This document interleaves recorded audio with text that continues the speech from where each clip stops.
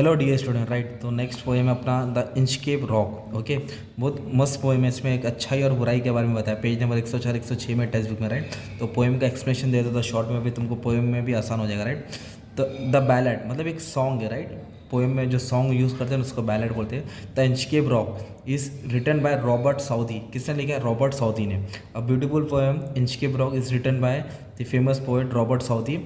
Inchcape was a stretch of treacherous rock near the Scottish coast. आप text book में देख सकते हैं कि कैसे समुद्र के बीच में एक छोटा सा बहुत सारा पत्थर दिखा है। राइट, छोटा सा पहाड़ दिखा है।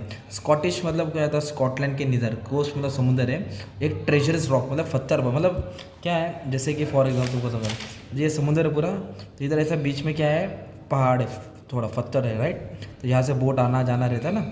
ये ट्रेजरस रॉक है स्कॉटिश आइलैंड के बाजू में। राइट, द बेनेवलेंट, बेनेवलेंट मतलब बहुत नेक, अच्छा। तो कौन था बेनेवलेंट? एबॉट ऑफ अबर ब्रोतक, तो एक बहुत अच्छा इंसान था। Had install a warning bell, तो उसने क्या किया था? इस रॉक के ऊपर एक बेल डाल दिया था, घंटी बजाई थी, घंटी लगा दी थी ऑन दी रॉक। क्यों घंटी लगाई थी? ताकि हवा चलेगी तो घंटी का आवाज़ आएगा, तो लोगों को मालूम पड़ेगा कि इधर बहुत सारा ट्रेजरस रॉक है, जिसके कारण अगर शिप टकरा जाएगी तो फिर डूब जाएगी।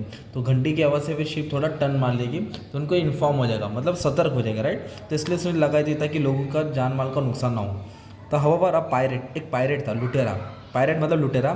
सर रैल्फ द रोवर, ये विकेट, ये कौन है? इन ए फिट ऑफ विकेटनेस, विकेटनेस मतलब क्रूरता। विलन, विलन बोलते हैं ना, जो नेगेटिव पर्सन होता है ना, वो ये पूरा क्रूरता से भरा था। कटिंग द वार्निंग बेल, उसने क्या किया? बैल को काट दिया। ताकि क्यों काटा बैल को? ताकि किसी को इन्फॉर्मेशन नहीं मिले, किसी को इतना ना हो, इंडिकेटर नहीं मिले। एंड सैंक इनटू द सी, और बैल को काट के तलवार से किधर, बैल किधर गिरा? समुद्र में गिर गया। तो बहुत सारी शिप आती थी, उधर फंस जाती थी, इन लोग लूट लेते थे। तो ऐसा सीन चलता रहता था। Many months later when the pirate was selling toward the Scotland, जब इसकी बारी आई, वो स्कॉटलैंड कोस्ट किया, अपनी नाव लेके सवार हुआ इन स्टॉर्मी वेदर, मतलब तूफान में। His boat struck the very same rock, struck मतलब फंस गया किधर? सेम पत्थर पे। एंड सैंक, उसकी जहाज डूब गई। Has there was no bell to warn him, क्योंकि बैल ही नहीं था इन्फॉर्म करने के लिए। तो इसकी मतलब जो इसने जाल भेजा था वो खुद अपने जाल में फंस गया था। Ralph realise to his despair, फिर इसने अपनी तकदीर को देख लिया कि क्या हुआ, क्यों हुआ।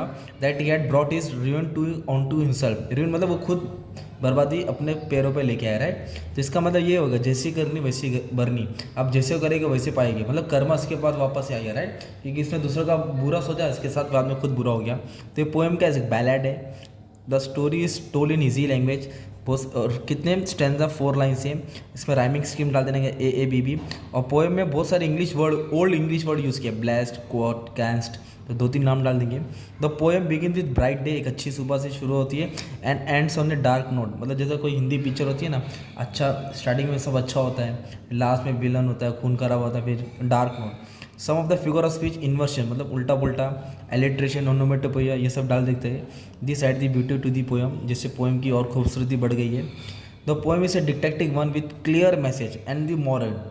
क्या मैसेज मिला पोएम से? That those who do wrong things, जो गलत करेगा, will meet with due punishment, जो गलत करेगा उसके साथ बुराई होएगा, पूरा हश्र होएगा।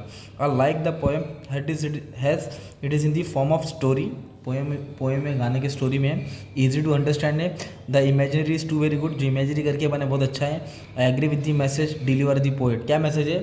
जैसा करोगे वैसे पाओगे, जैसी कर रही वैसी कर रही, as you sow shall you reap. तो अगर हम दूसरे के साथ बुरा करेंगे तो अपने साथ भी बुरा ही होगा। राइट, तो मेरा तरफ से मैसेज क्या है? हमेशा हमको एक दूसरे की हेल्प करना चाहिए, मदद करना चाहिए, कभी किसी से बदला नहीं लेना चाहिए, किसी को नुकसान नहीं करना चाहिए, क्योंकि हम अगर किसी के साथ बुरा करेंगे तो वापस से आज ना कल हमारे पास वापस से आएगा।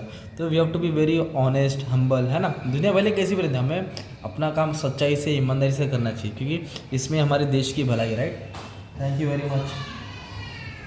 ये देखो मेरी बेटी आ गई टिफ़िन लेके। कौन है? अलीज़ा है, टिफ़िन लेके आई है। क्या है नाश्ते में? क्या है? रख दे रख दे रख दे। चलो सबको टाटा करो, इधर टाटा करो, बोल बाय, बोलो बाय, बोलना। रुक जा, आ रहा है लकी। चलो थैंक यू वेरी मच, मेरे भाई की लड़की है, थैंक यू।